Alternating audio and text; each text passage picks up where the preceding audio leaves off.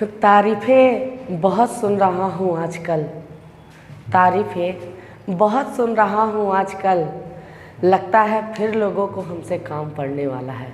नमस्कार, मैं दीपक कुमार सोनी आप सबका दीपक जीएस एकेडमी में बहुत बहुत स्वागत करता हूं। दोस्तों, जिस प्रकार से हम लोग मॉडर्न हिस्ट्री की श्रृंखला को लेकर चल रहे हैं, ठीक उसी प्रकार से हम लोग प्रतिबद्ध हैं अपने झारखंड की श्रृंखला को समय पर करवाने के लिए, और ताकि आपका बेहतर से बेहतर प्रिपरेशन हो सके और अच्छा से अच्छा नोट्स प्राप्त हो सके। आप इसका नोट्स साथ साथ बनाते चले। आज की जो क्लास है दोस्तों, वो जनजातियों की अंतिम कड़ी है, जनजातियों का अंतिम क्लास होगा। ये आपको बहुत अच्छे से इसमें ध्यान रखना है और अच्छे से पढ़ना है। इसके बाद हम लोग झारखंड की अन्य कला संस्कृतियों के बारे में चलेंगे, जैसे लोक संगीत, लोक नाट्य, ये सब के बारे में हम लोग जानेंगे, मंदिर वगैरह के बारे में जानेंगे और बहुत बेहतर तरीके से मैप से जानेंगे हम लोग। आपको बहुत अच्छा से यहाँ पर ध्यान में देखते चलना है। आइए जानते हैं झारखंड की उन 5 आदिम जनजातियों के बारे में, जिन 5 आदिम जनजातियों के बाद झारखंड की जनजाति की यह श्रृंखला क्या हो जाएगी, समाप्त हो जाएगी। तो आप देख सकते हैं यहाँ पर दोस्तों कि आज उन 5 जनजातियों में हम किनको किनको पढ़ेंगे। तो बिरजिया को पढ़ेंगे, परहिया को पढ़ेंगे, बिरहोर को पढ़ेंगे, है ना। उसके बाद कोरवा पढ़ेंगे और सवर पढ़ेंगे। ये 5 अन्य जनजाति हैं जिनको आदिम जनजाति के रूप में रखा गया था। अगर आप लोगों ने पिछली क्लासेस को नहीं देखा है तो आप डिस्क्रिप्शन में जाएं, वहाँ प्लेलिस्ट का लिंक दिया हुआ है दोस्तों। उस प्लेलिस्ट के लिंक में क्लिक करें, आपको सारे प्रकार की वीडियोज, सारे प्रकार के क्लासेस वहाँ पर ही आपको मुहैया करवा दी जाएंगी और वहाँ पर आप जाके अच्छा से अपना प्रिपरेशन कर सकते हैं।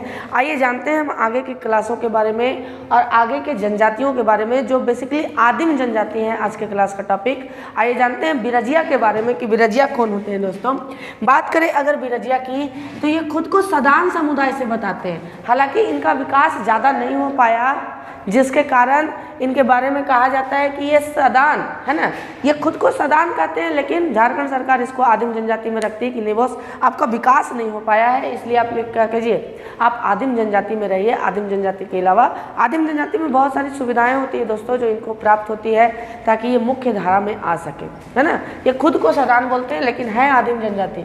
संबंध इनका प्रजाति के स्तर पर प्रोटोअस्ट्रोलाइट से है। ये देखिए, पुंडरीक नाग के वंशज बताते हैं खुद को, है ना। किसके वंशज बताते हैं? ये पुंडरीक नाग के खुद को वंशज बताते हैं। जब मैं इतिहास पढ़ाऊंगा तो पुंडरीक नाग के बारे में आपको विशेष प्रकार से चर्चा मिलेगी झारखंड के इतिहास में। आपको बहुत अच्छा से ध्यान में रखना है और बहुत अच्छा से इसका नोट्स बनाते चल जाना है कि पुंडरीक नाग के वंशज खुद को कौन सी जनजाति बताती है, तो ब्रिजिया जनजाति बताती है ना। इनके बारे में कहा जाता है कि ये अलग प्रकार की जनजाति नहीं है, ये असुर जनजाति का ही एक वर्ग है। जैसा कि आप लोगों ने देखा होगा कल के क्लास में कि मैंने बताया था कि असुर जनजाति के 3 वर्ग हैं, वीर, बिरजिया, है ना। तो वीर, बिरजिया और एक और वर्ग था, तो वीर, बिरजिया, ये वही बिरजिया है। असुर जनजाति का इनको वर्ग कहा जाता है, बिरजिया जनजाति को। देखिए, इनका अर्थ होता है जंगल की मछली। बिरजिया का अर्थ क्या होता है दोस्तों? जंगल की मछली। बिरजिया का अर्थ जंगल की मछली होता है। Most important point. देखिए, ये सब जो जनजाति है इससे ज़्यादा क्वेश्चंस नहीं पूछे जाते, लेकिन फिर भी ये जो कुछ है अर्थनुमा शब्द, है ना, कि बिरजिया का अर्थ क्या होता है, तो बिरजिया का अर्थ होता है जंगल की मछली। जंगल की मछली किस जनजाति को कहते हैं? तो बिरजिया को कहते हैं। अगर बात करें इनके समाज और संस्कृति की, तो इनका समाज पितृवंशीय, पितृसत्तात्मक है, यानी कि इनमें जो संपत्ति होता है वो पिता के बाद पुत्र का होता है, किसी भी स्त्री का नहीं होगा, किसी भी बहन का नहीं होगा। पिता के बाद सीधा पुत्र को ट्रांसफर हो जाएगा। लेकिन हाँ, अगर किसी भी पिता का कोई पुत्र ना रहे तो उसकी पुत्री को नहीं ट्रांसफ़र होगा, फिर उसके जमाई को ट्रांसफ़र होगा, उसके दामाद को ट्रांसफ़र होगा। यही पितृवंशीय पद्धति है, पितृसत्तात्मक वंश पद्धति है। अगर बात करें तो इनमें 2 वर्ग पाए जाते हैं, सिंदुरिया और तेलिया। पहले भी आप लोगों को मैंने बताया था दोस्तों, आपको कमेंट बॉक्स में कमेंट करके बताना है कि किस जनजाति में यही 2 वर्ग पाए जा रहे थे, सिंदुरिया और तेलिया। आप कमेंट बॉक्स में कमेंट करके बताएं और अपने प्रिपरेशन को अच्छा करें, है ना। और अगर ये वीडियो आपको अच्छा लगता है दोस्तों, आप ज़्यादा से ज़्यादा शेयर करें, ज़्यादा से ज़्यादा सब्सक्राइब करें और ज़्यादा से ज़्यादा इसको समर्थन दें ताकि मैं लाइव क्लासेस आकर के और आपको पढ़ा सकूं। देखिए, बेसिकली सिंदुरिया और तेलिया का अर्थ क्या होता है ना। सिंदुरिया का अर्थ होता है कि इनमें वे जो सिंदूर लगाकर विवाह पद्धति को मानते हैं सिंदूरिया कहलाते हैं। तेलिया का अर्थ होता है इनमें वे जो तेल लगा करके यानी कि तेल से मांग टिक करके और शादी करते हैं उनको तेलिया कहा जाता है, उनको तेलिया। अब तेलिया को भी आप देखिएगा दोस्तों, मैंने बेसिकली बताया क्या यहाँ पर कि इनकी जनजाति जो है वो 2 वर्गों में बटी हुई है। एक वर्ग है सिंदूरिया की और दूसरी वर्ग है तेलिया की। सिंदूरिया मतलब वे जनजाति, बिरजिया की वे शाखा जो सिंदूर लगाकर और विवाह पद्धति को मनाती है, सिंदूरिया कहलाती है। और तेलिया जो वर्ग है वो तेल, जैसे मांग में आप लोग सिंदूर कैसे टिकते हैं, तो हम लोग सिंदूर टिकते हैं, तो एक तरह से सिंदूरिया उनको कह दिया गया। जो बिरजिया सिंदूर देख के शादी करेगा उनको सिंदूरिया कहा गया, और जो बिरजिया तेल देख के मांग टिकेगा उसको क्या कहा गया, तेलिया कहा गया है, याद रखिएगा यहाँ पर। और तेलिया को भी बाद में 2 वर्गों में विभाजित किया गया, दूध बिरजिया और रस बिरजिया। अब आपको बहुत अच्छा से समझना है दोस्तों कि दूध बिरजिया और रस बिरजिया क्या होता है। दूध बिरजिया बेसिकली जो होते हैं तेलिया के अंतर्गत आते हैं। दूध बिरजिया जो होते हैं वो दूध का सेवन ज़्यादा करते हैं, मांस का सेवन नहीं करते, मीट मछली नहीं खाते हैं लोग, है ना। लेकिन जो रस बिरजिया होते हैं वो दूध का भी सेवन करते हैं और मांस का भी सेवन करते हैं। आपको याद रखना, दूध बिरजिया जो होते हैं वो दूध का सेवन करते हैं, मांस का सेवन नहीं करते। रस बिरजिया दूध का सेवन करते हैं और मांस का सेवन भी करते हैं। बहुत अच्छा से याद रखना है। इनमें बहु विवाह की प्रथा पाई जाती है। इनमें कहा जाता है कि बेटा जितना शादी करेगा उतना कर लो। बहु विवाह की प्रथा पाई जाती है। जितना कोई को लाना है लेते आ जाओ, जो मन करता है जहाँ जहाँ सेलेक्ट, करीना कटरीना सब, श्रद्धा कपूर को भी लेते आओ, है ना। कि बहु विवाह की पद्धति इनमें पाई जाती है और बहुत सारे विवाह करने के इनमें छूट है ना। आप और कोई भी जनजाति में देखिएगा, जैसे एक आध 2 जनजाति में मैंने आपको बताया है कि बहु विवाह की पद्धति उनमें भी पाई जाती है, आप देखते चलेंगे, है ना। इनमें देखिए भोजन को क्या कहा जाता है, मोस्ट इंपॉर्टेंट पॉइंट, कई बार पूछा गया क्वेश्चन है कि सुबह के भोजन को जिसको ब्रेकफास्ट कहते हैं उसको लुकमा कहते हैं। ब्रेकफास्ट को क्या कहते हैं इनमें, लुकमा।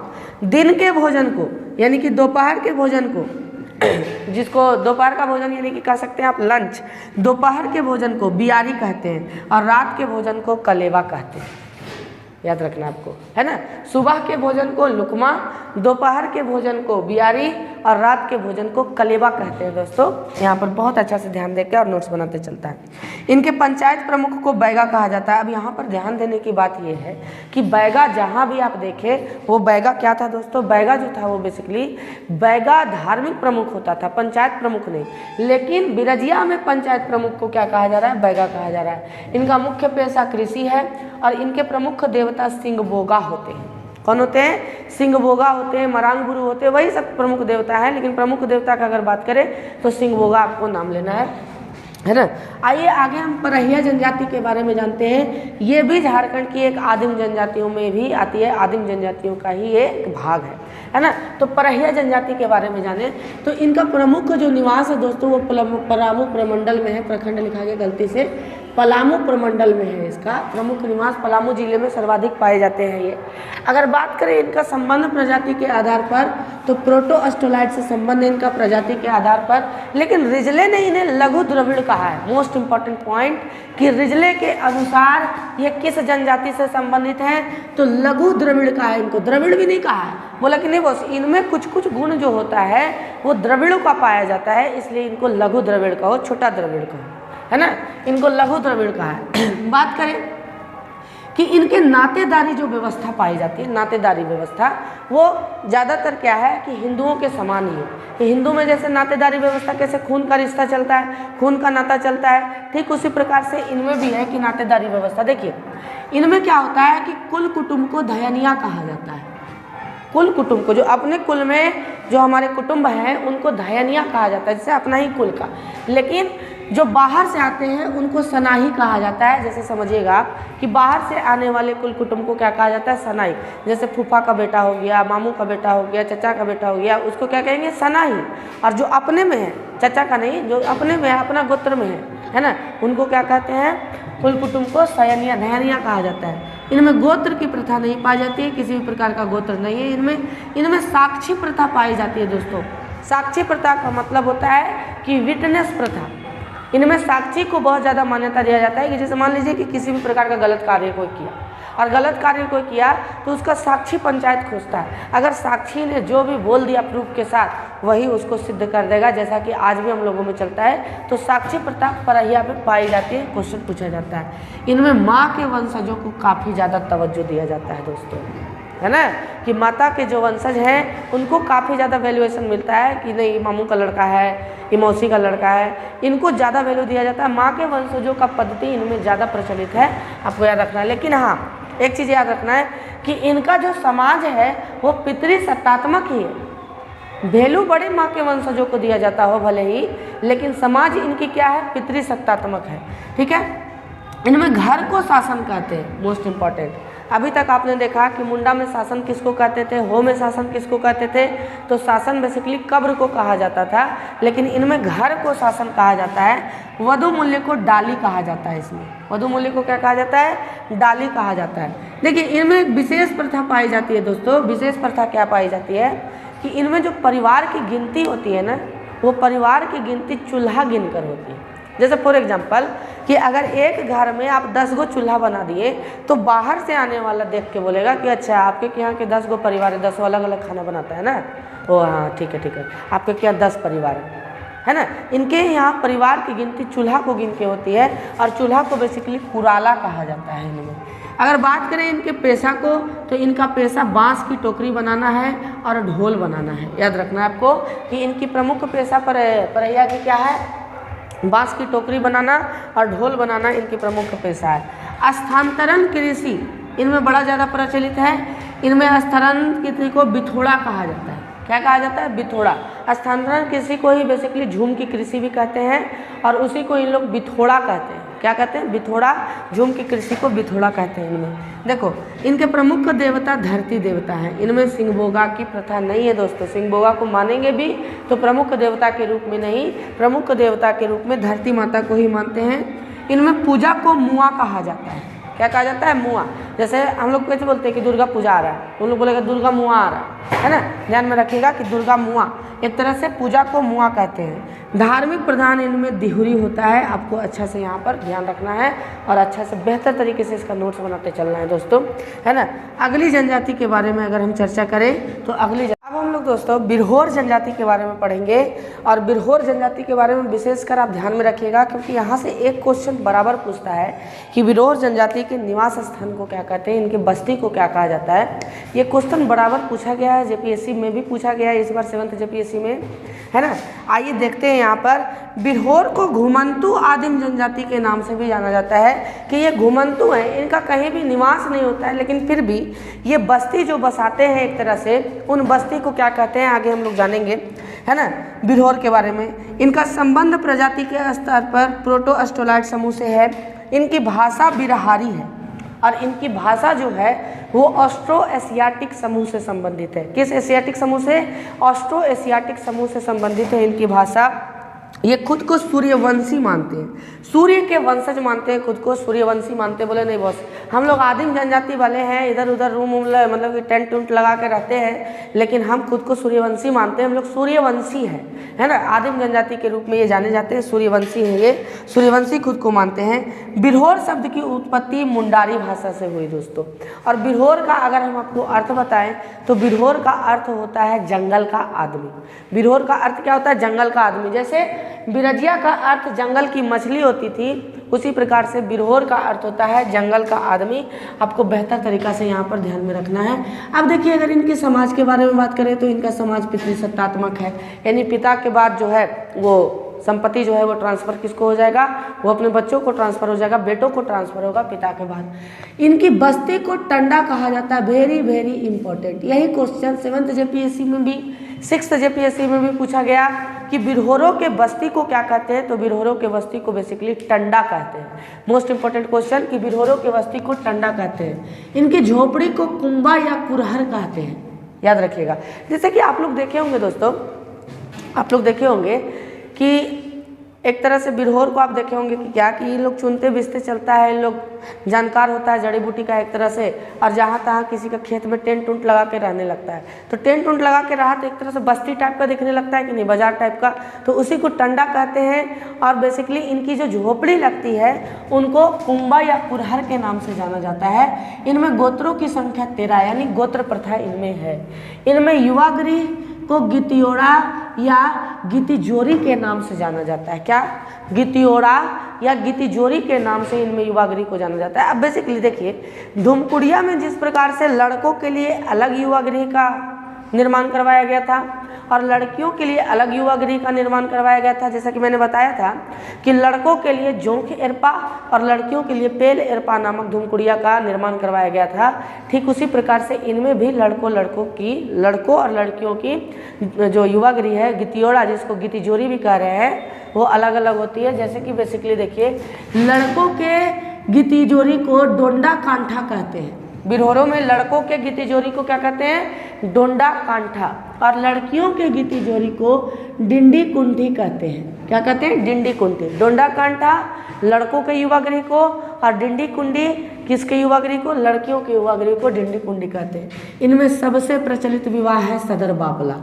बेसिकली सदर बापला का अर्थ होता है दोस्तों क्रय विवाह, जो वधु मूल्य देकर किया जाता है, क्रय विवाह। सदर बापला इनमें भी सबसे ज़्यादा प्रचलित है। पेशा इनका लकड़ी काटना है। ठीक है। अब देखिए, जो बिरहोर घुमंतु जीवन जीते हैं उनको उल्थू कहा जाता है, और जो बिरहोर अस्थाई जीवन जीते हैं दोस्तों, अस्थाई बोल रहे हैं, उल्थू कहा जाता है घुमंतु वाला को, और भुलियास भी कहा जाता है घुमंतु वाला को। लेकिन जो बिरहोर अस्थाई जीवन जीते हैं उनको जांघी या थानिया कहा जाता है। आपको याद रखना, ये सब वर्ड इतने कठिन है कि क्वेश्चन जब आदमी से पूछ देता है तो पसीना छूट जाता है, एकदम माँ बाप करने लगता है वहीं पर, है ना। ध्यान में रखना है आपको कि जो बिरहोर घुमंतु जीवन जीते हैं उन बिरहोरों को उल्थू या भुलियास कहा जाता है, और जो बिरहोर अस्थाई जीवन जीते हैं, एक तरह से एक जगह घर उर बना के झोपड़ी उपड़ी बना के रह लिया, उनको जांगी या थानिया कहा जाता है। देखिए, इनमें भी भूमि का विभाजन होता है, नीची भूमि, बीच भूमि, उच्च भूमि, है ना। नीची भूमि का मतलब अगर पहाड़ों से संबंधित हम करें तो नीची भूमि का मतलब मैदानी भूमि, बीच का भूमि का मतलब तराई वाला इलाका, और उच्च भूमि मतलब चोटी वाला इलाका। तो इनको देखिए, नीची भूमि को कहते हैं बेरा भूमि, बीच की भूमि को बाद भूमि, उच्च भूमि को गोड़ा भूमि कहा जाता है। दोस्तों यहाँ पर बहुत अच्छा से ध्यान देके और आपको नोट्स बनाने की आवश्यकता है। आइए, इनमें सामुदायिक संपत्ति माना जाता है भूमि को। भूमि को बेचना इनमें महापाप माना गया है, याद रखिएगा।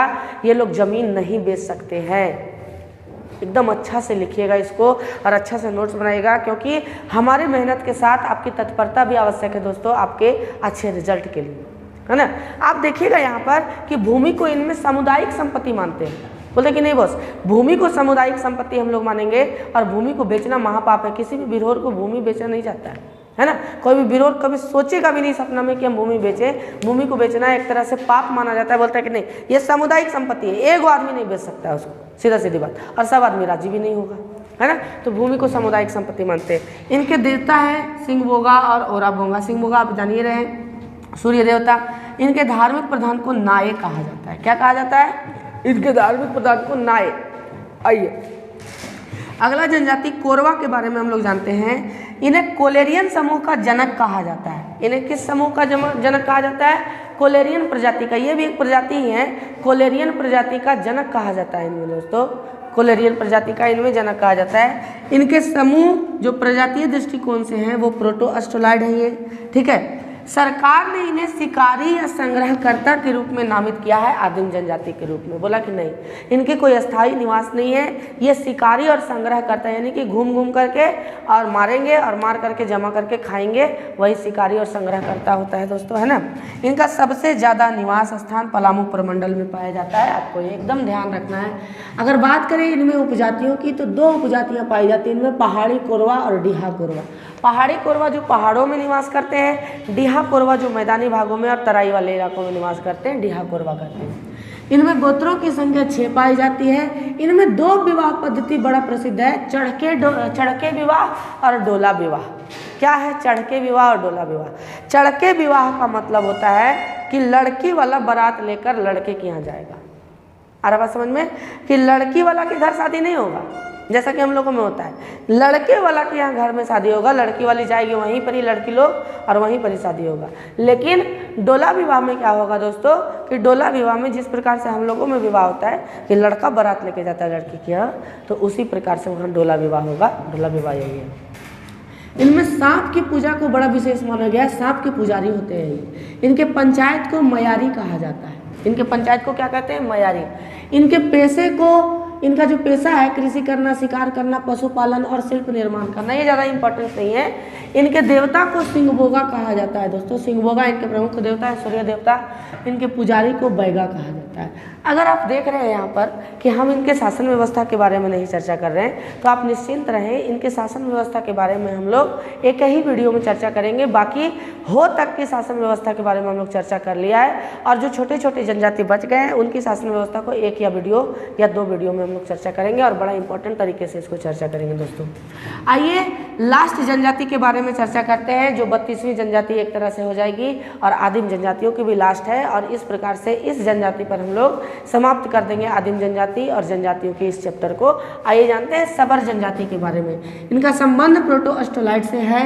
इनका उल्लेख त्रेता युग में भी मिलता है दोस्तों। सबर, बेसिकली सबर को देखिए, सबरी का वंशज माना जाता है। सबरी आप लोगों ने सुना होगा, है ना। भगवान राम को हम लोग सोचते हैं कि भगवान को एकदम पूजा पाठ करना चाहिए, कुछ जूठा कट्ठा नहीं होना चाहिए रे बाबू, नया थाली में चढ़ाओ, फूल चढ़ाओ, माला चढ़ाओ, सब कुछ चढ़ाओ। लेकिन देखो भगवान को अगर प्रेम से कोई खिलाए तो जूठा बेर भी खाते हैं, और जिसने जूठा बेर खिलाया था वही तो सबरी थी दोस्तों, है ना। सबरी के वंशज ही माने जाते हैं, इसलिए इनका कहा जाता है कि इनकी जो है एक तरह से इनकी व्याख्या त्रेता युग में भगवान राम के समय में भी मिलती है। इनकी अलग अलग शाखाएं हैं, झारा, बासु और जैताप्ती, है ना। इनकी अलग अलग शाखाएं, वर्ग हैं इनकी बेसिकली झारा, बासु और जैताप्ती। इनकी भाषा उड़िया, बंगाली और हिंदी भी है दोस्तों। उड़िया भी है, बंगाली भी है और हिंदी भी इनकी भाषा है। अब देखिए ब्रिटिश सरकार ने इनको क्या किया, ब्रिटिश सरकार ने इनकी नियमों को देख करके, इनके रहन सहन को देख करके 1871 के अधिनियम के तहत इनको आपराधिक जनजाति घोषित कर दिया कि नहीं, इन लोग ज़्यादा चोरी वगैरह करते हैं, ये लोग ज़्यादा लूट मार करते हैं, इसलिए इनको आपराधिक जनजाति के रूप में वर्गीकृत कर दिया। बात करें इनके समाज और संस्कृति की, तो इनमें समाज पितृसत्तात्मक है ना। गोत्र और बहुविवाह पद्धति इनमें नहीं पाया जाता ना, इनमें गोत्र और विवाह पद्धति नहीं पाया जाता दोस्तों, याद रखिएगा। इनके प्रमुख नृत्य की बात करें तो डोमकच होता है। अब देखिए डोमकच क्या होता है बेसिकली, आप समझिएगा। डोमकच, है ना, आप लोगों ने देखा होगा एक पिक्चर हम आपके हैं कौन, आप लोगों ने देखा होगा कि हम आपके हैं कौन, और उसमें डोमकच कैसे माधुरी दीक्षित सब नाचते रहते हैं लेडीज़ लोग, और सलमान खान इधर बगल से घुस करके और जाके फूल वाला गुलेल मारता है। तो बेसिकली डोमकच वही है। होता क्या है बेसिकली, ध्यान में रखिएगा आप कि होता क्या है डोमकच में, कि डोमकच में जब बारात चली जाती है, समझिए इस बात को, बारात में तो महिलाओं को जाने का आदेश नहीं है, तो बारात जब चली जाती है तो एक तरह से जनजातियों में माना जाता है कि कोई भी मर्द तो रहेगा नहीं, क्योंकि सारे मर्द चले जाएंगे बारात में, है ना। तो इस परिस्थिति में क्या होता है कि महिलाएं रात भर जागती हैं, तो रात भर जागेंगी तो ऐसे ही तो झूपे लगेगी ना जी, ठीक है। तो झुकने के नहीं के कारण इन लोग एक नया नियम ही बना दिया, बोला कि नहीं हम लोग एक नया नृत्य करेंगे और उसी नृत्य में रात भर बिता देंगे, और भोरे भोरे तो लड़की लेके लड़का आइए जाता है, पूरा बाराती आ जाता है ना। तो वही नृत्य होता है डोमकच का नृत्य, जो रात भर होता है बारात के जाने के बाद, और उसमें पुरुषों का प्रवेश वर्जित होता है, और एक तरह से बड़े गंदे गंदे गाने पर ये लोग डांस करती है, इसलिए पुरुषों का प्रवेश वर्जित होता है। सिर्फ घर की महिलाएं, गाँव आंगन की महिलाएं होती हैं, और डोमकच का नृत्य उनमें किया जाता है ना, बारात जाने के बाद, ठीक है। तो डोमकच का नृत्य इनमें बड़ा प्रसिद्ध है। इन्हें देवता के रूप में ये काली माता को ज़्यादा पूजते हैं, है ना। देखिए इन पर हिंदू धर्म का प्रभाव ज़्यादा है, इसलिए काली माता को ज़्यादा पूजते हैं। देखिए यहाँ इनमें मृत पूर्वजों को मसीहमान या बूढ़ा बूढ़ी भी कहा जाता है। जो मृत हो गए पूर्वज उनको मसीहमान या बूढ़ा बूढ़ी के नाम से भी जाना जाता है। जैसे बूढ़ा बूढ़ी बोल दिया ना, तो बूढ़ा बूढ़ी का ये मतलब नहीं है कि जो घरवा में बूढ़ा बूढ़ी बैठल वो नहीं है ना। बूढ़ा बूढ़ी का मतलब जो मर गया उसको बूढ़ा बूढ़ी बोल रहा है लोग, या मसीहमान बोला तो जो मर गया, जो उनके पूर्वज मर गए हैं उनको मसीहमान बोल रहा है। इनमें गांव के पुजारी को दिहुरी कहा जाता है दोस्तों। ये अंतिम क्लास था जनजातियों का। आशा करते हैं कि आपको बहुत अच्छा से समझ में आया होगा दोस्तों, है ना। बहुत बहुत आशीर्वाद दीजिए और बहुत ज़्यादा शेयर सब्सक्राइब कीजिए और बेहतर तरीके से अपनी तैयारी को कीजिए। दुआओं में हमेशा याद रखा कीजिए दोस्तों। धन्यवाद, शुभ रात्रि।